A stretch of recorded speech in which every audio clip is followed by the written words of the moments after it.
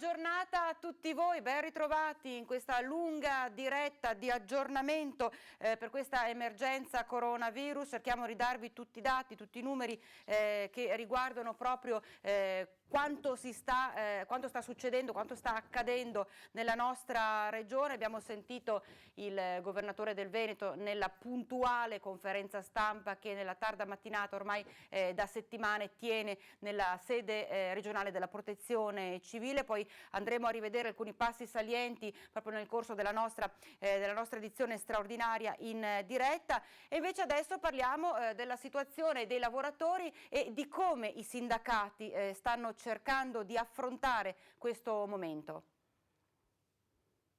Abbiamo portato sabato al governo la questione di ridurre e sospendere tutte le attività produttive che non fossero essenziali, che non fossero indispensabili per garantire un minimo di tenuta economica e sociale, quindi i beni primari, i servizi fondamentali. Non lo abbiamo fatto a cuor leggero.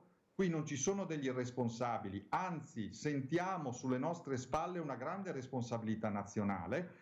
Poi c'è stato quel confronto che aveva trovato un punto di caduta sabato sera e abbiamo assistito invece domenica, nella giornata di ieri. Questo è stato il motivo dei ritardi, perché se no ci raccontiamo un po' delle storie, mettiamola così, ad un pressing francamente inaccettabile di alcune organizzazioni datoriali. Io faccio nomi e cognomi, con tutto il rispetto, Confindustria in primis, che ha attivato una logica lobbistica per cercare di annacquare e snaturare quella decisione. Mi si deve spiegare come mai un call center, magari con finalità commerciali, rientra all'interno delle attività essenziali. Noi pensiamo di no. Mi si deve spiegare come mai la Safilo, tanto per capirci ed entrare anche nel contesto regionale, debba continuare a produrre degli occhiali quando invece può tranquillamente, come hanno fatto altre realtà di quel settore, sospendere la produzione. Il tema della sicurezza non è soltanto, e per noi sarebbe più che sufficiente, una tutela delle persone che lavorano e delle loro famiglie, ma è anche un'esigenza per garantire, pur in queste condizioni difficilissime, un minimo di continuità ordinata, per quanto ridotta, delle attività produttive. Se non lo facciamo, questo è il messaggio che abbiamo mandato alle nostre controparti datoriali, non sarà un decreto del Presidente Conte, non sarà nemmeno uno sciopero della CGIL, sarà il virus a fermare le attività. Abbiamo sentito, sarà il virus a fermare le attività se non ci si muove e se non davvero non si continua a restare a casa assolutamente. In realtà, almeno da quanto scritto sul nuovo decreto, le attività che invece continuano a lavorare, continuano ad essere operative, sono quelle legate ai tabaccai. Le attività appunto dei tabaccai tengono ancora aperti i loro negozi, è possibile andare ancora a comprare le sigarette. Allora ne abbiamo incontrato uno proprio mentre stava chiudendo il suo negozio. Tabagisti che non cambiano le loro abitudini nemmeno di fronte al coronavirus, anzi in alcuni casi è proprio l'ansia a far aumentare il numero di sigarette fumate, almeno questo stando a quanto ci dice un tabaccaio che da anni gestisce una delle tabaccherie in centro storico a Bassano. I clienti che fumano sono regolari, solo che magari invece di prendere un pacchetto al giorno ne prendono 4-5 e vengono a rifornirsi più che altro, oppure vengono a pagare le bollette perché magari non fanno la coda alla posta, cose normali. Ecco, lei ha paura di tenere aperto, teme questo contagio oppure no? No, io non ho paura perché tengo le distanze e i clienti entrano bene o male uno alla volta. Poi uso la mascherina in negozio, quindi gli affari vanno molto molto male, diciamo, perché prima c'erano tutti i locali anche aperti, i bar, quindi è gente che viene a prendere più sigarette, sta in compagnia, si fuma di più, quindi Lei ne ha risentito comunque? buona parte sì. La preoccupazione comunque generalizzata anche fra gli altri tabaccai che rimangono aperti. I miei colleghi, c'è chi magari tiene aperto mezza giornata, chi come me tira avanti, intanto almeno la giornata la fai, speriamo in meglio, dai.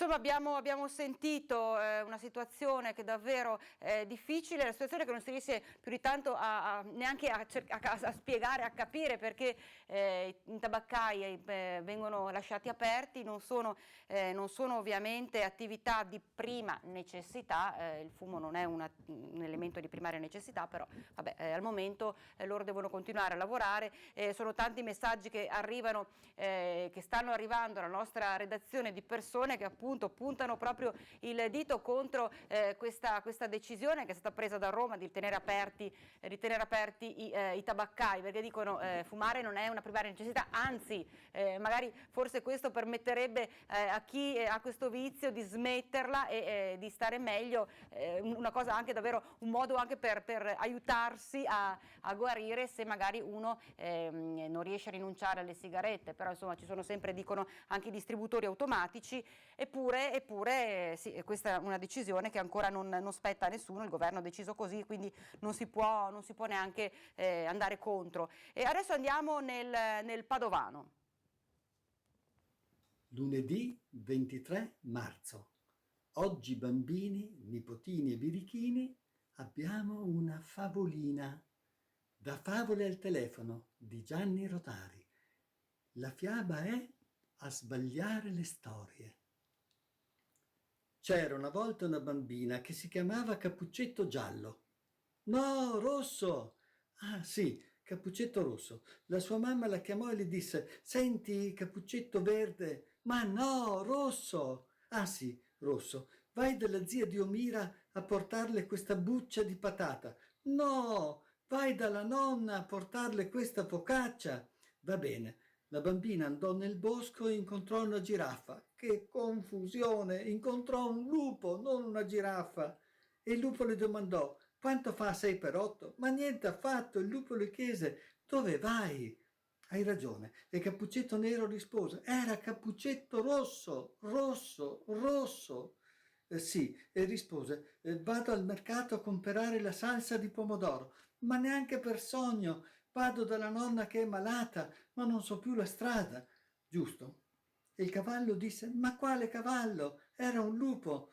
Sicuro. E disse così: prendi il tram numero 75, scendi in Piazza del Duomo, gira a destra, troverai 3 scalini e un soldo per terra. Lascia stare i 3 scalini, raccatta il soldo e comprati una gomma da masticare. Nonno, tu non sai proprio raccontare le storie, le sbagli tutte, però la gomma da masticare me la compri lo stesso. Va bene, eccoti il soldo. E il nonno tornò a leggere il suo giornale. Ciao! Beh, una storia raccontata niente meno che da Giuliano Pisani, tra l'altro lui è uno storico ricercatore padovano, uno dei più grandi esperti tra l'altro di Giotto. Assieme a lui abbiamo fatto tante visite anche alla Cappella degli Scrovegni, ci ha spiegato e ci ha illustrato davvero in maniera ammirabile tanti segreti che riguardano quel capolavoro che è la Cappella degli Scrovegni e il suo autore appunto Giotto. Si parla di aziende chiuse, abbiamo sentito prima appunto abbiamo dato parola ai sindacati e sulla questione di aziende chiuse, sulla situazione economica, sulla situazione lavoro è intervenuto anche l'assessore regionale competente, Roberto Marcato. Prima richiesta al Premier Conte. Mai più la presentazione di un decreto così importante, così restrittivo per l'economia del Paese, delle nostre regioni, senza aver prima firmato un testo definitivo. Questo ha ingenerato ovviamente incertezza, ha ingenerato panico e oggi abbiamo bisogno di tutto tranne che di non certezza.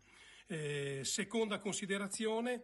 Il DPCM elenca tutta una serie di aziende e di codici aziendali che consentono o meno di aprire le proprie attività. Il sacrificio che si chiede ai nostri imprenditori è grandissimo, dopodiché vedremo quante aziende rimarranno chiuse, perché fra codici previsti e filiere collegate probabilmente non sarà così impattante, però si chiede comunque un sacrificio enorme ai nostri imprenditori. Ecco, l'economia sta facendo la propria parte e anche il governo deve fare la propria parte e quindi innanzitutto mettere molte più risorse di quelle previste, ed è tutto evidente che quelle previste sono assolutamente inadeguate. Finalmente portare avanti la battaglia contro la burocrazia di questo paese che è elefantiaca ed è una zavorra pesantissima, lo è sempre stata per la nostra economia e questa è l'occasione per farlo davvero. Terzo, liberare quegli 83 miliardi di opere pubbliche già pagate e ferme per motivi amministrativi e burocratici. Quindi abbiamo sentito precise richieste che la Regione vuole fare direttamente a Roma, perché l'obiettivo ovviamente è quello di salvare il più possibile la situazione delle aziende, degli imprenditori, insomma salvare il più possibile la nostra economia in questo momento assai difficile. E intanto è vero da una parte che il momento è estremamente difficile, è estremamente drammatico, però c'è una nota molto positiva, ovvero la grande macchina della solidarietà che si sta muovendo, tantissime persone che davvero stanno lavorando con il cuore per poter aiutare in primis gli ospedali e i medici che lavorano all'interno degli ospedali. Stanno cercando, come stanno facendo proprio nello specifico gli imprenditori bassanesi dell'associazione Helios Onlus, di acquistare più materiale possibile, a cominciare dai respiratori che stanno diventando in questi giorni di importanza vitale. Avere un respiratore vuol dire salvare una vita, di conseguenza hanno attivato questo conto corrente cui tutti quanti possono partecipare come possono. Chi può dare 10 euro, chi ne può dare 1000, ognuno quello che può, quello che riesce. Insieme davvero tutti si può dare una mano a questo gruppo di imprenditori che da tempo è attivo proprio per aiutare il San Bassiano ad essere sempre più all'avanguardia, sempre più tecnologico. In questo momento specifico loro stanno chiedendo l'aiuto di tutti proprio per acquistare soprattutto respiratori, ma hanno già acquistato diverso materiale indispensabile per aiutare i medici oggi. Il coronavirus è un nemico silenzioso. Nella guerra senza quartiere che il Veneto sta combattendo ogni giorno contro questo nemico, ogni singolo gesto può fare la differenza e ogni singola apparecchiatura a disposizione della sanità può salvare una vita. La differenza fra la vita e la morte a volte sta in un singolo respiratore o in un letto di terapia intensiva. Helios Onlus sta raccogliendo fondi per dotare di queste apparecchiature e di molte altre ancora l'ospedale di Bassano del Grappa e tutti noi possiamo contribuire a questo importante progetto. L'obiettivo è raccogliere 1 milione di euro per poter acquistare tutti i dispositivi necessari a sconfiggere questo male silenzioso, donandoli al San Bassiano per vincere questa guerra che può toccare ognuno di noi in qualsiasi momento. Noi di Rete Veneta vi daremo conto ogni giorno dell'andamento della raccolta di fondi, tenendo la bussola sempre puntata verso l'obiettivo del 1 milione di euro. Insieme possiamo arrivarci in pochi giorni. Donare è facile, bastano pochi istanti, ma questo semplice gesto può salvare una vita e far rinascere la speranza in chi rischia di rimanere vittima del nemico silenzioso che stiamo combattendo tutti assieme, spalla a spalla, fino a quando anche questa guerra sarà vinta. Doniamo a Helios Onlus, un piccolo gesto può salvare una vita, ogni apparecchiatura può salvare una vita, anche la vostra. Quindi contribuisci per vincere insieme, davvero uniti riusciremo a combattere e a superare questo momento difficilissimo. E tra l'altro tra le tante persone che ci hanno inviato un appello a partecipare a questa raccolta fondi, io non vi svelo chi è, senz'altro molti di voi lo riconosceranno, allora vediamo assieme. Amici, sono momenti di grande difficoltà, dove le difficoltà si superano solo ed esclusivamente attraverso un sano principio di solidarietà. Gli amici dell'associazione Helios Onlus stanno cercando di fornire agli ospedali che hanno bisogno strumentazioni fondamentali. Il vostro contributo, la vostra capacità di informarvi sarà un atto importante e a mio avviso doveroso. Buona fortuna a tutti. Senz'altro avete riconosciuto Alessandro Preziosi che ha lanciato questo messaggio, ha fatto arrivare a noi, a tutti voi, questo messaggio, grande messaggio di solidarietà. Insieme ce la si può fare, insieme lavoriamo uniti per superare questo momento difficile e soprattutto facciamo sì che chi sa, chi può salvarci una vita riesca a farlo e abbia le strumentazioni adeguate, necessarie, indispensabili per poter salvare tutte le vite in questo momento difficile.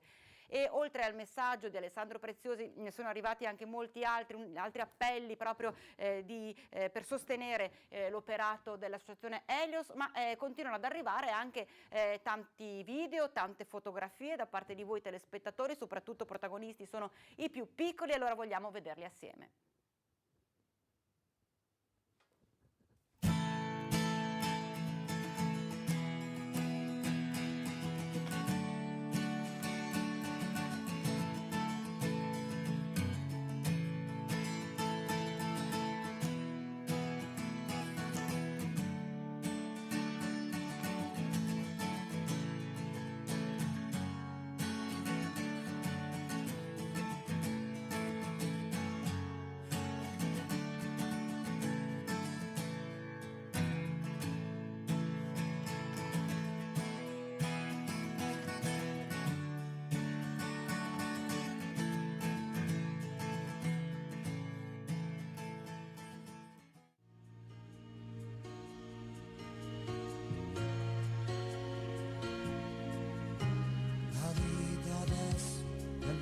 Albergo della terra e ognuno in una stanza, in una storia, di mattini più leggeri e cieli smarginati di speranza e di silenzi da ascoltare, e ti sorprenderai a cantare, ma non sai perché la vita adesso nei pomeriggi appena freschi e ti viene sonno e le campane girano le nuvole e piove sui capelli e sopra i tavolini dei caffè all'aperto e ti domandi certo chi sei tu.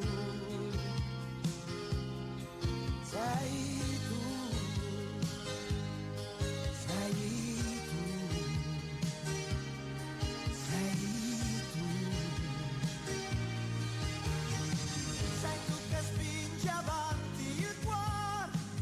il lavoro duro, di essere uomo e non sapere cosa sarà il futuro. Sei tu nel tempo che ci fa più grandi e solo in mezzo al mondo, con l'ansia di cercare insieme un bene più profondo. E un altro che ti dia respiro e che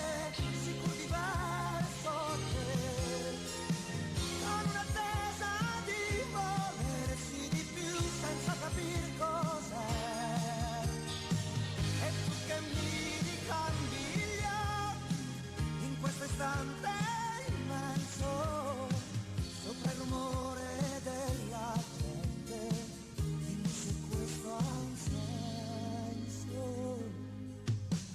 La vita adesso nell'aria tenera di un dopo cena e musiche di bambini contro i vetri e prati che si lisciano come gattini e stelle che si appicciano ai lampioni milioni, mentre ti chiederai dove sei tu.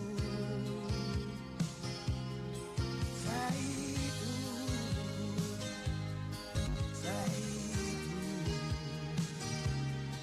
sei tu. Sei tu che porterai il tuo amore per 100.000 strade, perché non c'è mai fine al mare.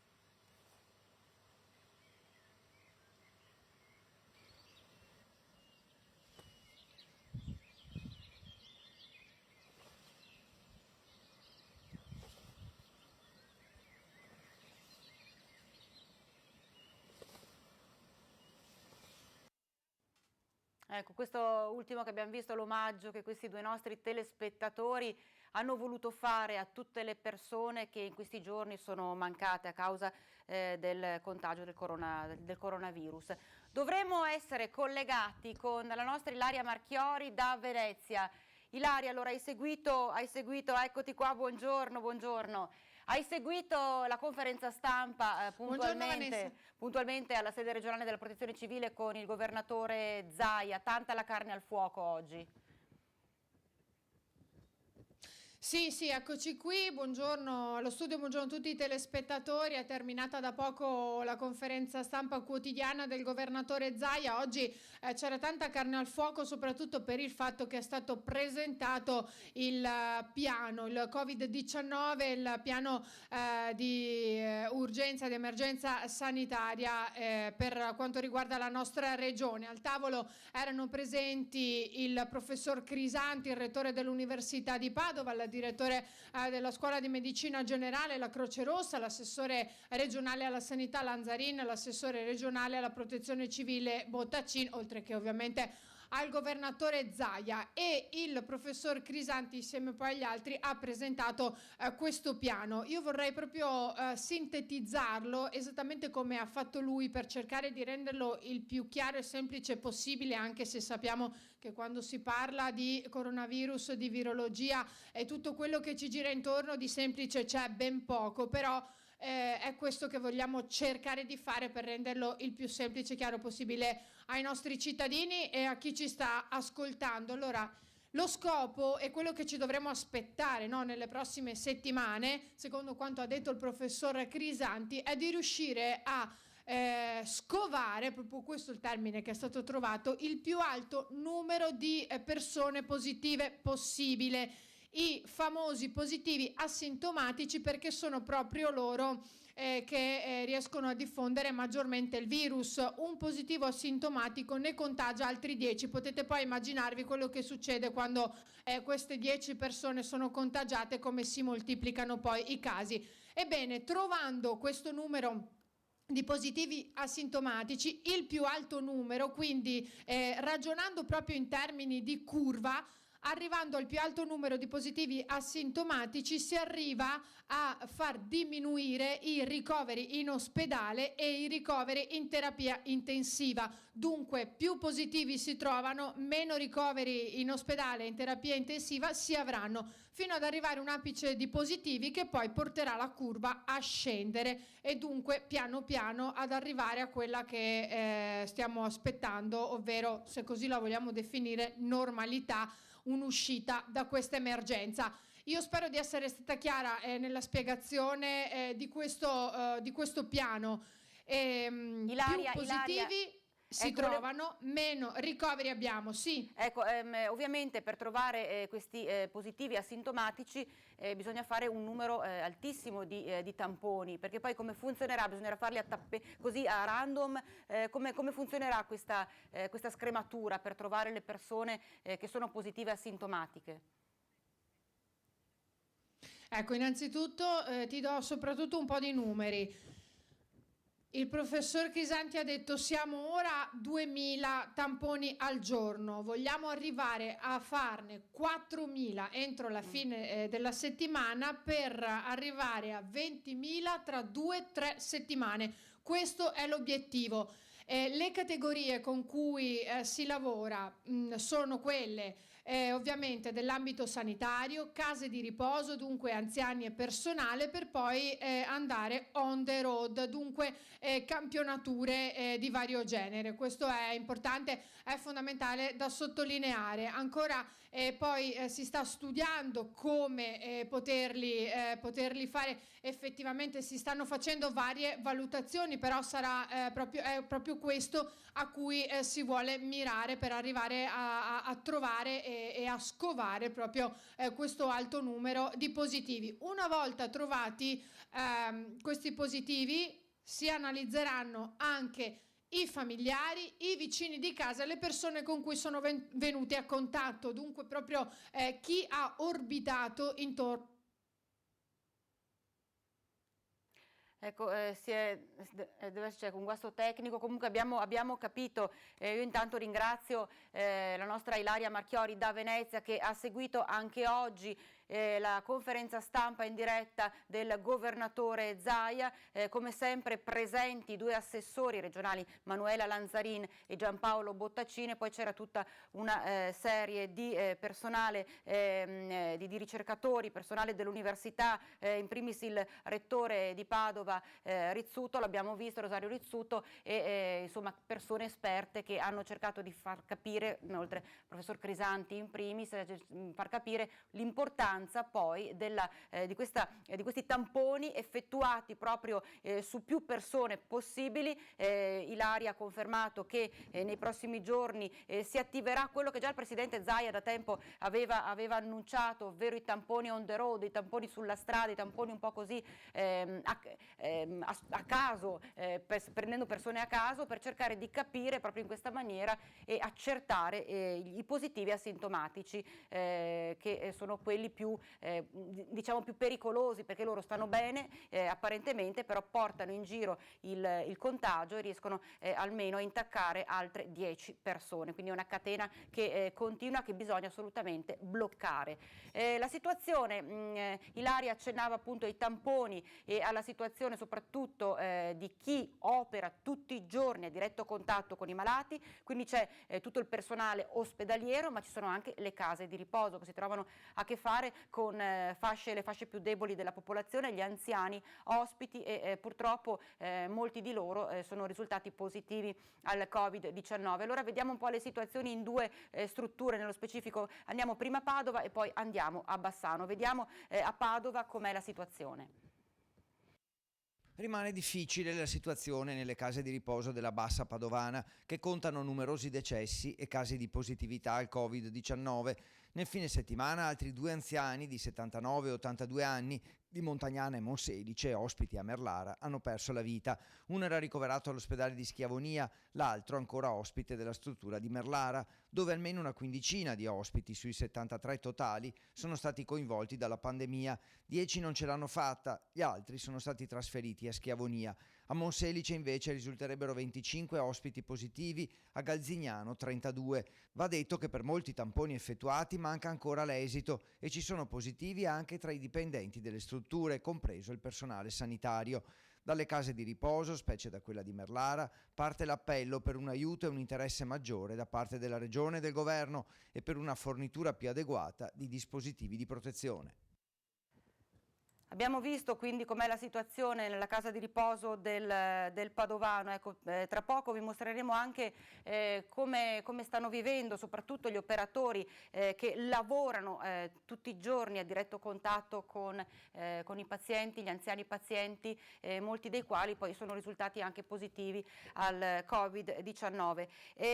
Facciamo un passo indietro, prima abbiamo parlato di solidarietà, abbiamo parlato dei tanti appelli che persone, c'era anche l'attore Alessandro Preziosi, poco fa ve l'abbiamo mostrato, ma tantissime persone del mondo dello spettacolo, del mondo dell'imprenditoria, del mondo dello sport, della cultura e quant'altro stanno lanciando per sostenere il gruppo Helios, l'associazione Helios Onlus, che sta lavorando per acquistare materiale da donare all'ospedale, al San Bassiano, all'ospedale dell'ULSS 7. E un altro appello arriva proprio, lo vediamo insieme tra pochissimo, da Andrea Camporese, un imprenditore che è già stato tra l'altro presidente della Fondazione Città della Speranza. Vediamo.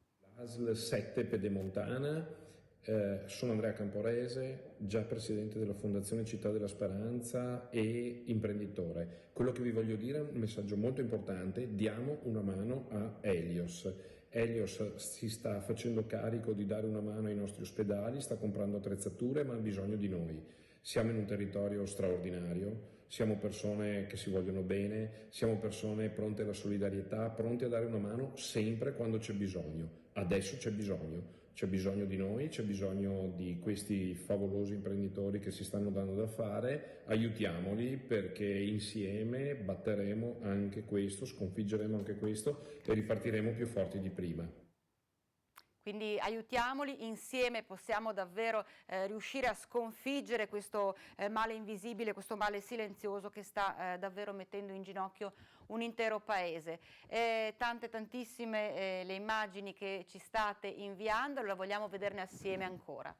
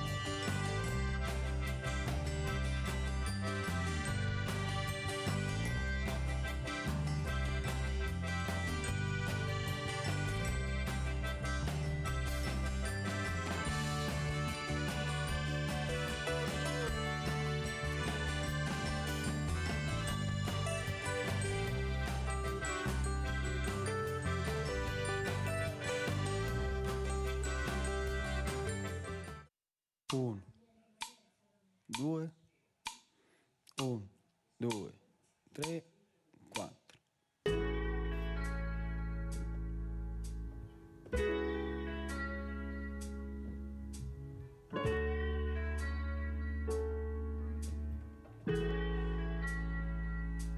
In un mondo che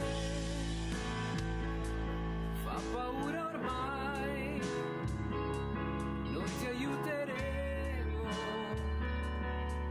lo sai, tutto passerà e sorriderai, non ce la faremo, sì, tu lo vedrai.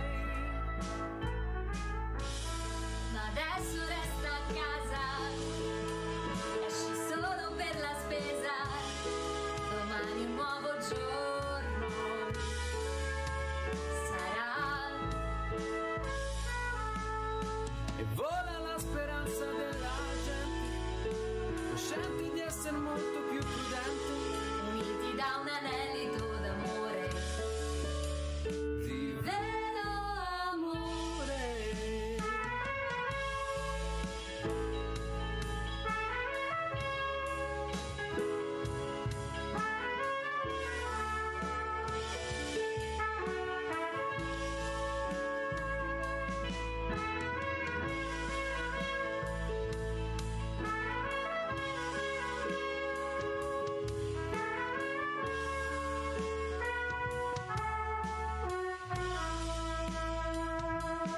In un mondo che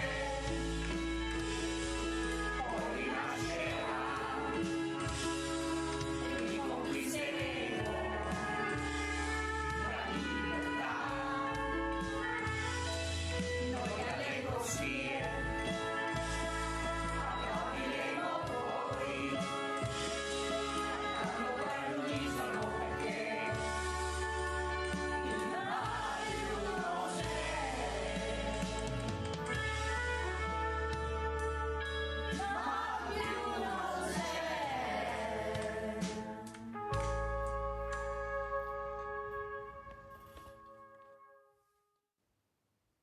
Beh, insomma, già il mio canto libero è una delle canzoni più belle, più emozionanti che esistano. Poi rivisitata così da persone che tutti i giorni sono in prima linea per dare il cuore e salvare le vite, davvero ancora più forte e ancora più emozionante. Quindi davvero un grazie a tutto il personale sanitario. Qui c'erano i medici e infermieri che hanno suonato, hanno cantato in questa grande orchestra di personale sanitario, davvero bella e emozionante. E si parla di strutture dove le persone sono in prima linea proprio per aiutare chi più ha bisogno. Abbiamo visto poco fa la situazione delle case di riposo nel Padovano, adesso andiamo invece a sentire che succede all'interno, nello specifico, di una delle 2 case di riposo ISAC di Bassano del Grappa. Io sono un operatore di Villa Serena, Sì. Ci sono 280 ospiti da noi, tra l'altro ce ne sono anche di positivi di ritorno dal reparto dell'ospedale. Sì. Noi siamo preoccupatissimi perché comunque non abbiamo ancora effettuato nessun tampone, lavoriamo non stop sotto organico da mesi su mesi, le mascherine dobbiamo tenerci 2 o 3 giorni di fila. Abbiamo già dei colleghi a casa con febbre alta e dei sintomi da coronavirus e non abbiamo per ora ancora effettuato nessun tampone. Allora ci chiedono, ci vietano comunque di passeggiare eccetera, ma noi essendo in prima linea siamo proprio i primi, dobbiamo prima ammalarci tutti e dopo preoccuparci, dire ci dispiace, abbiamo perso un sacco di veneti. E sembra anche che la direzione, l'amministrazione, chi lavora in amministrazione oggi abbia effettuato i tamponi. Di questo non sono certa, però mi sembra proprio un'ingiustizia perché siamo in prima linea, possiamo infettare veramente, abbiamo un bacino di utenti di 280. Dobbiamo prima ammalarci tutti e dopo preoccuparci e dire ci dispiace, abbiamo perso un sacco di veneti? È la domanda che la nostra telespettatrice ha posto in diretta a Focus al nostro direttore Luigi Bacialli, andando a descrivere una situazione molto preoccupante che riguarderebbe una delle 2 strutture ISAC di Bassano che ospita centinaia di anziani. Dichiarazioni pesanti che riguarderebbero la maggior parte dei lavoratori all'interno delle case di riposo. Sono proprio loro, come i medici e i sanitari degli ospedali, che operano in prima linea in questo momento di emergenza. Le stesse categorie sindacali, unitariamente, hanno confermato quanto ci hanno dichiarato diversi operatori sanitari e hanno chiesto maggior tutela e protezione di chi quotidianamente sta accanto ai malati. Un appello che però pare venga colto con difficoltà da chi dirige le case di riposo bassanesi, e c'è giunta altresì voce che proprio la direzione avrebbe sottoposto al tampone solo una ristretta cerchia di persone, non tutti i lavoratori. Anche questo è tutto da verificare, ma se fosse reale non sarebbe la prima volta che emergono questioni spinose a riguardo della direzione dell'ISAC. La conferma ulteriore sono i continui messaggi che in questi giorni arrivano alla nostra redazione, come quello che vi mostriamo. È chiaro che a questo punto chiediamo noi all'ULSS e all'assessorato regionale alla sanità di fare i dovuti accertamenti e prendere gli adeguati provvedimenti. E sappiamo, in base proprio a quanto divulgato per le misure, appunto le misure dell'ultimo decreto, che ci sono parecchie restrizioni, non si capisce anche tra l'altro gli anziani come potranno fare per andare ad esempio a ritirare la pensione. Allora c'è un appello che è stato lanciato proprio direttamente da Poste Italiane con la responsabile dell'area nord-est. In questo momento di emergenza stiamo provando e stiamo cercando di garantire a tutti i nostri clienti pensionati di poter ritirare la pensione all'ufficio postale. Questo sarà possibile dal 26 di marzo, chiaramente stiamo lavorando e lavoreremo, quindi c'è già una comunicazione istituzionale per fare in modo che tutto ciò avvenga secondo quelle che sono le norme di sicurezza emanate dalla Presidenza del Consiglio e quindi con uno scaglionamento per lettera alfabetica. Questo ci permetterà di limitare gli accessi negli uffici postali. È chiaro che c'è la possibilità per chi è possessore di una carta libretto, di una carta Postamat o di una Postepay Evolution e quindi di poter ritirare la pensione direttamente all'ATM, quindi al cash dispenser, già dal primo giorno del pagamento pensioni. Questo ci aiuterà sicuramente a limitare gli afflussi negli uffici postali. Quindi un appello a tutti è utilizzare gli strumenti che sono informatici, che sono l'app Banco Posta, l'app Postepay, il Banco Posta Online, gli ATM, proprio per limitare al massimo quelli che possono essere i contatti con le persone.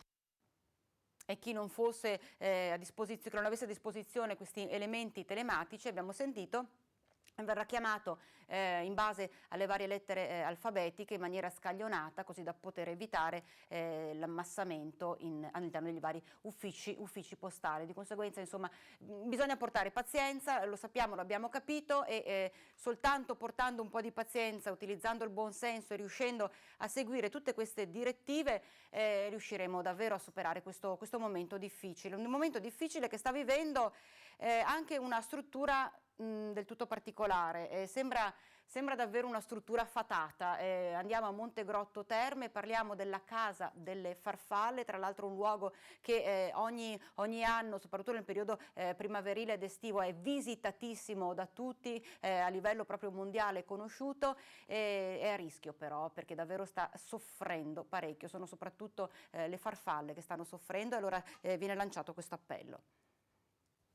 Migliaia e migliaia di farfalle che arrivano da tutte le parti del mondo. Butterfly Ark a Montegrotto Terme è una struttura unica, eppure con la chiusura di questi giorni a causa dell'emergenza sanitaria la sua stessa sopravvivenza è in pericolo. Senza visitatori, senza turisti, senza scolaresche, restano solo i costi. L'appello lanciato dagli amministratori è quello di acquistare in anticipo un biglietto d'ingresso per essere pronti quando la struttura ripartirà e soprattutto per dare oggi un aiuto concreto perché la riapertura ci possa essere davvero. Sono Enzo Moretto, vi parlo della Casa delle Farfalle di Montegrotto Terme, che come sapete è chiusa, come anche chiuso Esapolis e altri musei che gestiamo.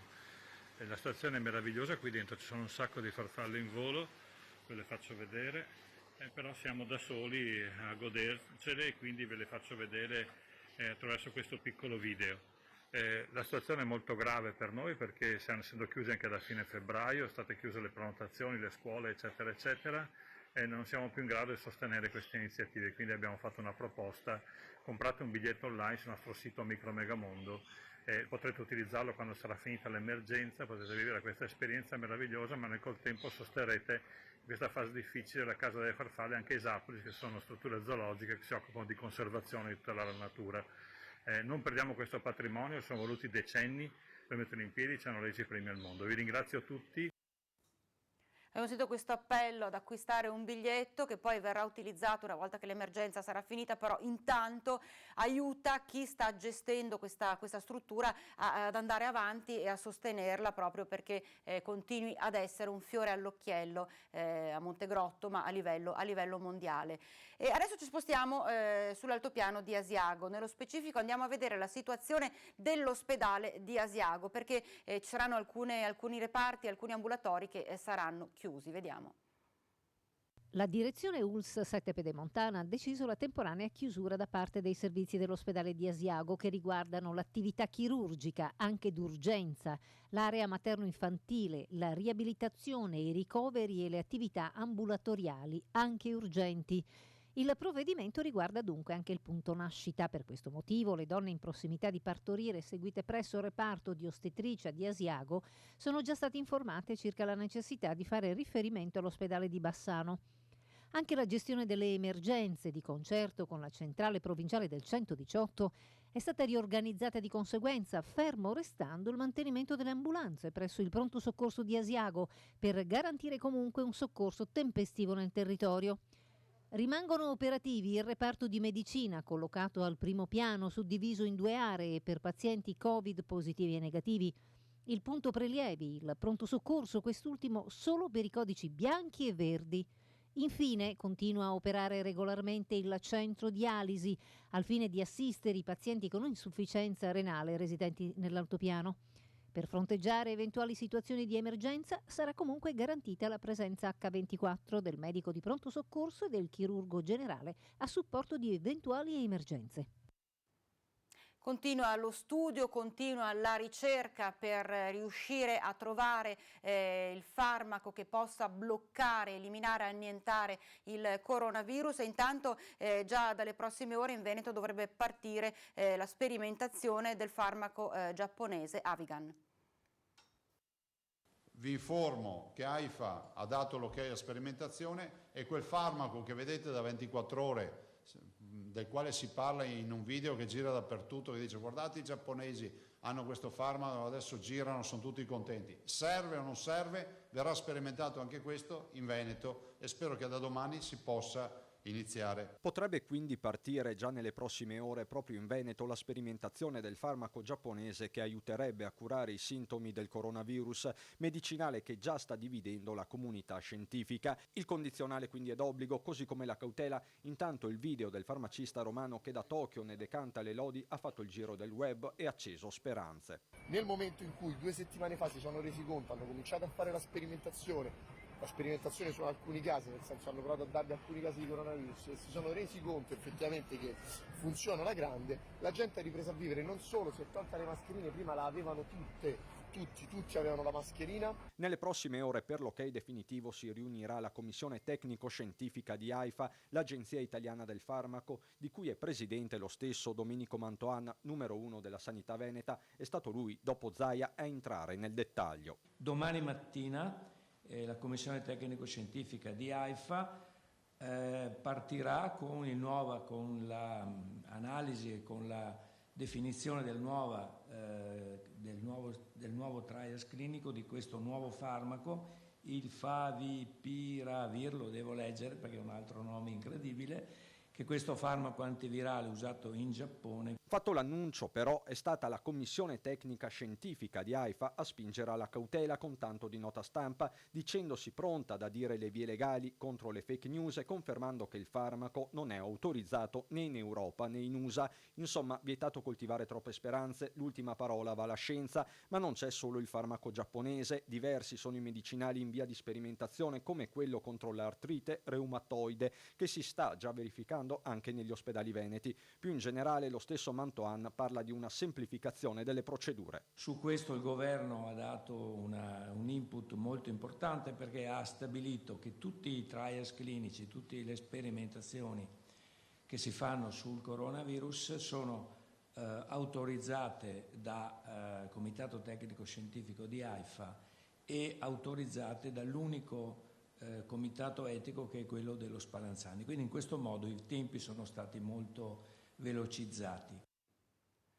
Ecco, tanti messaggi anche che arrivano al nostro numero WhatsApp 340 3218 806. Ricordo ancora una volta, mandateci messaggi via WhatsApp, mandateci video, mandateci foto, non fate telefonate perché noi non rispondiamo al telefono, quindi noi assolutamente recepiamo tutti quanti i vostri messaggi, le vostre immagini e i vostri video che stiamo cercando di mandare in onda in maniera integrale, tutti quanti i messaggi che ci mandate, di mostrarvi anche tutti i video, le immagini che ci state inviando. Ecco, però ripeto ancora una volta, non fate telefonate. Vorrei leggere prima di andare avanti con i servizi qualcun altro dei messaggi che ci stanno arrivando. Sono 2 settimane che non usciamo di casa, nemmeno per la spesa. La strada è piena di macchine anche oggi, a supermercati chiusi, gente col cane. Ma state a casa. Sono questi appelli forti che arrivano da tante persone. E ancora grazie infinite a tutti quelli che continuano a lavorare per garantirci i beni di prima necessità. I camionisti, i corrieri, agricoltori, commessi, operatori ecologici e via dicendo. Davvero un grazie a tutte queste persone che sono in prima linea sempre e io metterei anche insieme tutto il personale, tutte le forze dell'ordine, il personale sanitario e chi cerca anche di fare informazione puntuale, insomma si cerca di lavorare il più possibile, quindi questa persona ringrazia davvero tutti quelli che sono in prima linea in questo momento difficile. Ancora buongiorno, volevo ringraziare Zaia ad aver preso la linea dura di chiudere tutto. Adesso bisogna chiedere l'autonomia, visto che il governo se ne frega, dice. Le altre regioni che lo facciano anche loro, ognuno si arrangia a camminare con le proprie gambe, forza Veneti, siamo uniti. Poi, Presidente Zaia, Assessore Lanzarin, non sto qua a dire come mi sento, sono una bomba innescata. Quando parto per lavorare sono angosciata per paura di trasmettere il virus agli ospiti. Quando torno a casa sono angosciata per i miei familiari. Lavoro in un istituto per disabili e anziani, sono 180 circa persone. Non abbiamo dispositivi, vi chiedo aiuto, vi prego, fate qualcosa per tutti gli ospiti e per chi lavora.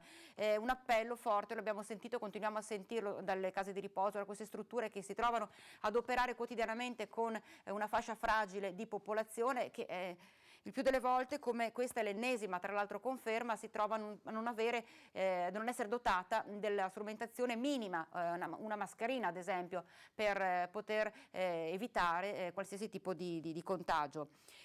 Sono solo una semplice persona, una goccia in questo oceano, ma volevo ringraziare il nostro governatore Zaia per tutto ciò che sta facendo per noi veneti. Traspare il suo amore, la protezione verso la sua gente, il sostegno per le persone più deboli. Spero la mia voce possa arrivare, lo abbraccio virtualmente con tutto il cuore. Sì, solo virtualmente, perché tra l'altro un abbraccio vero in questi giorni non si può neanche dare. Salve, volevo dire ai furbetti che vanno in giro solo per svago, piuttosto di fargli una denuncia, fategli una bella multa, così quando tocchi il portafoglio vedrai che contano fino a 10 prima di uscire. Questo è Paolo da Castelfranco Veneto. Un'ultima battuta, un abbraccio a tutte quelle persone che in questo momento mettono a rischio le loro vite per proteggere la nostra, e a tutti quanti dicono restate a casa. Un abbraccio davvero virtuale a tutti coloro che sono in prima linea sempre. E tra l'altro quando si parla di solidarietà c'è chi anche, ad esempio il QAM, Medici con l'Africa di Padova, ha deciso di acquistare dei respiratori sia per l'Italia che per l'Africa. È il volto di Don Dante Carraro, direttore del QAM, a lanciare un messaggio che arriva dritto al cuore. La preoccupazione da organizzazione italiana per il nostro paese, il cuore a sperare che si riesca a non lasciare sola l'Africa, un continente fragilissimo dove da 70 anni lottano gli operatori sanitari di Medici con l'Africa. Anche noi, Medici con l'Africa QAM, stiamo soffrendo, partecipando al dolore di tante famiglie, di tante situazioni, di tanti operatori sanitari che si stanno spendendo in maniera encomiabile a servizio della gente. E poi l'Africa. Negli ultimi 3-4 giorni i casi sono passati da 500 a 800 in tutta l'Africa, anche i paesi dove noi lavoriamo stanno lentamente crescendo e la preoccupazione è forte. Perché i sistemi sanitari africani sono debolissimi e se l'epidemia si diffonde in questi paesi diventa veramente un disastro, può diventare un'ecatombe. All'Italia il QAM sta donando 4 respiratori per la terapia intensiva. Il Veneto a Schiavonia, in Cremona, in Lombardia, Parma, in Emilia-Romagna e Iesi nelle Marche, per un totale di 100.000 euro. Volevamo fare anche di più, ma questo è quello che pensiamo di riuscire a farlo con l'aiuto di tutti. Quindi 4 respiratori per mostrare e dire, ma soprattutto per sentirlo dentro di noi, questa vicinanza a un territorio che in tanti momenti ci ha aiutato. Adesso è questo territorio che ha bisogno e vogliamo essere vicini alla nostra gente anche in maniera concreta. E poi un appello per l'Africa più fragile che mai. Proteggere il nostro personale perché sono operatori sanitari in 23 ospedali e abbiamo bisogno di mascherine, di guanti, di gel alcolici, di camici, materiale di ricambio, monouso e poi contenere l'epidemia. La misura più importante è anche quella di fare un centro di isolamento in ciascuno degli ospedali. Piccole tende dove isolare i casi sospetti. Ecco, invece nel Veneto fortunatamente questo piano di isolare, arginare appunto tutte le persone risultate positive o sospette è già in atto, per fortuna da diverso tempo, quindi noi confidiamo davvero che tutto questo possa aiutarci a uscire prima possibile da questa situazione difficilissima. C'è una breve pausa, ci rivediamo tra qualche minuto.